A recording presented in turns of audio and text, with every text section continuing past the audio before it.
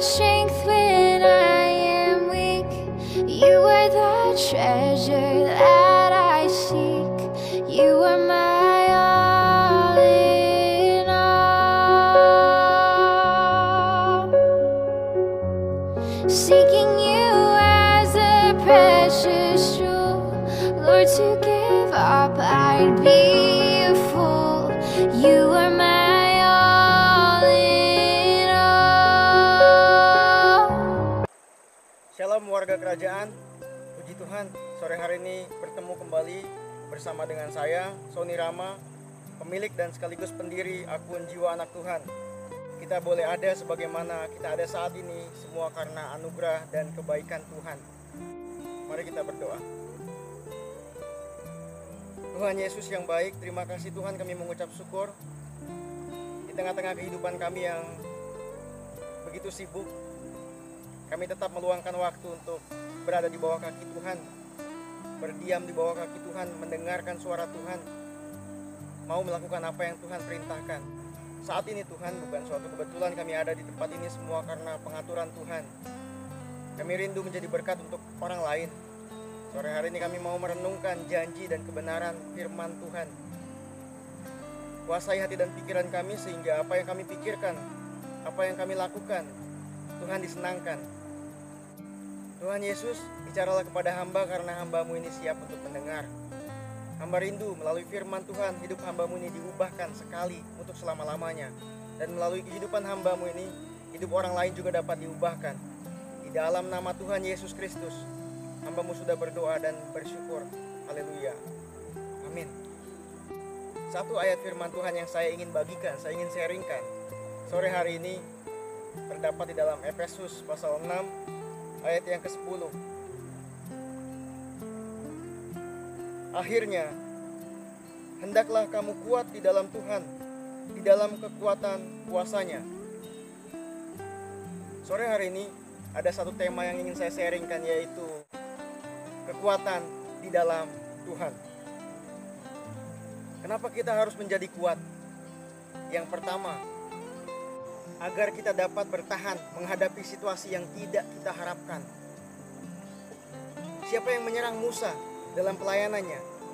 Saudara-saudaranya sendiri, Harun dan Miriam. Musa pasti tidak pernah mengira, kok bisa ya saudara-saudaraku sendiri menyerang aku. Siapa yang menyerang Yesus? Adalah normal kalau berpikir bahwa yang menyerang Yesus adalah ahli-ahli Taurat dan orang-orang Farisi. Tetapi Yesus sendiri berkata, orang yang mencelupkan roti sepinggan dengan aku, dialah yang menyerahkan aku. Kita tahu Yudas menyerahkan Yesus dengan sebuah ciuman. Petrus bahkan menyangkal Yesus sampai 3 kali. Ketika Yesus berkata, semua orang akan terguncang imannya. Tetapi Petrus berkata, aku sekali-kali tidak. Mati bersamamu pun aku mau, Guru. Itu yang Petrus katakan. Tetapi ketika dicobai, ketika pergumulan, permasalahan datang, untuk mengakui Yesus sebagai Guru dan Tuhan saja, dia menyangkalnya. Dia tidak bisa. Bahkan dia berkata, aku sama sekali tidak mengenal dia. Kenapa kita perlu kuat? Agar kita dapat bertahan menghadapi sesuatu yang tidak kita harapkan. Yang kedua, kenapa kita harus menjadi kuat? Agar kita dapat merebut setiap janji Tuhan. Agar kita mampu merebut hal-hal yang luar biasa, hal-hal yang tidak masuk akal, hal-hal yang besar dan ajaib yang Tuhan mau berikan, mau kerjakan untuk hidup kita. Kita tahu, Daud, siapa Daud? Dia hanya gembala kawanan kambing domba milik ayahnya. Tetapi Tuhan mengangkatnya menjadi seorang raja besar di Israel. Bahkan namanya tercatat dalam kitab suci Alkitab. Lalu siapa Yusuf? Kita tahu Yusuf, seorang yang dulunya adalah budak di Mesir, dibuang menjadi budak, kemudian dipromosikan Allah, kemudian diangkat Allah, diangkat Tuhan menjadi seorang perdana menteri. Kita tahu Syadrak, Mesak dan Abednego dibuang di dalam dapur perapian. yang panas apinya dipanaskan 7 kali lipat. Tetapi Tuhan membuat mereka diselamatkan. Bahkan sehelai rambut mereka pun tidak terbakar api. Jubah yang mereka pakai pun tidak tersentuh oleh api. Itu karena Tuhan menyediakan segala sesuatu yang tidak masuk akal, segala sesuatu yang luar biasa. Untuk itulah kenapa kita harus menjadi kuat, untuk dapat merebut, untuk dapat merasakan sesuatu hal yang besar yang Tuhan akan sediakan buat kita. Jangan harapkan sesuatu yang kecil.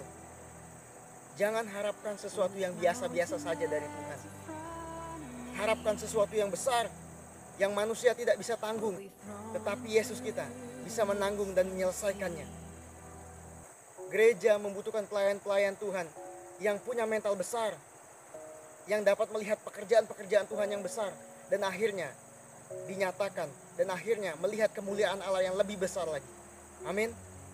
Karena ada tertulis, apa yang tidak pernah dilihat oleh mata, apa yang tidak pernah didengar oleh telinga, apa yang tidak pernah muncul di dalam hati manusia, itu yang disediakan Allah bagi mereka yang mengasihi Dia. Shalom warga kerajaan, Tuhan Yesus memberkati. Tuhan Yesus, terima kasih untuk renungan singkat pada sore hari ini. Kami sungguh mengucap syukur di tengah-tengah pergumulan hidup kami. Kami dengar suara Tuhan, kami dengar perintah Tuhan. Mampukan setiap kami untuk dapat melakukan firman Tuhan, untuk dapat melakukan perintah Tuhan dalam kehidupan kami setiap hari. Sehingga melalui hidup kami, orang lain diubahkan Tuhan, dan Tuhan disenangkan. Terima kasih Tuhan, ini doa kami. Dalam nama Tuhan Yesus kami sudah berdoa. Haleluya. Amin.